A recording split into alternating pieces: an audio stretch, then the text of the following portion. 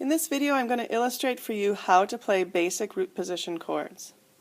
Okay, a root position chord consists of a root, which is the name of the chord, is the name of the root, a third above the root, and a fifth above the root. So this is a C chord because C is its root. This is an F chord because F is its root. An F chord is F, A, and C. A is the third above F, C is the fifth above F.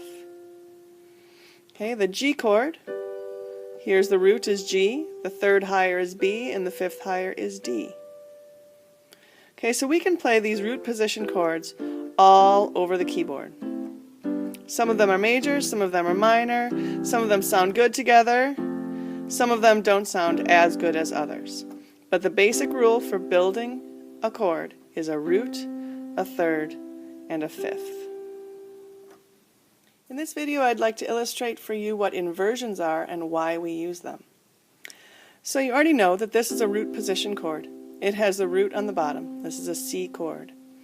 If we were going to play a chord progression quickly, it can be hard to move our hand and jump all over the keyboard playing root positions. So sometimes we invert the chords.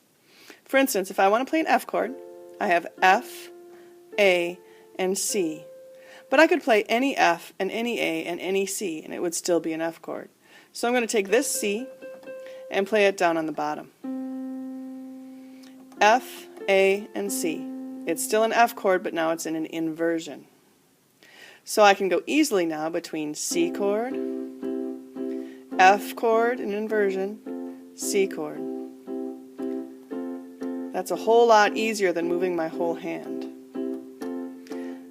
Let's do the same thing for a G chord. Okay, a G chord is made up of a G, a B, and a D. Let's use this lower D, and let's use this lower B. And now we can play our G chord like this. It's nice and close to the C chord. Here's my C chord, there's my G chord. So that's why we use inversions, because it's easier. We can get the same sound faster. In this video I'm going to give you step-by-step instructions on how to play the block and broken chord inversion warm-up. It's a long name, but it's really not that complicated. Here's our C chord. You're going to keep your hand in C position except for your thumb. Move that over, and then you'll play fingers 1, 2, and 5 to do the F chord. Okay, so C chord is right here, 1, 3, 5. F chord, move your thumb and play 1, 2, 5. We're always going to come back to the C chord in the middle because it's kind of neutral position. Now, to play the G chord, we're going to keep our thumb where it is and move the rest of our fingers over. We have G, B, and D. Okay, so you play 1, 3, 5, but you move your fingers over and keep your thumb where it is to play the G chord. So here's C, here's G, back to C. Here's the whole block chord progression.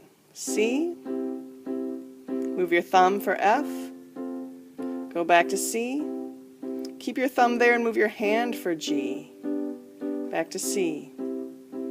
Thumb over, 1, 2, 5, back to C, hand over, 1, 3, 5. Now those are block chords. Here's the broken chords. Same notes for the C chord, but you play them one at a time. Here's the F chord. I'm going to move my thumb over and back to the C chord. Now for the G chord, I'm going to keep my thumb where it is and move my hand. And back to the C chord. Okay, so to do this warm-up, you're going to play the block chords C, F, C, G, C, and the broken chords C, F, C, G, C. Here's a demonstration of how to play the 12-bar blues using chord inversions. I'm going to get my beat going. Okay, and I'm going to do 4 measures of the C chord in whatever way I want.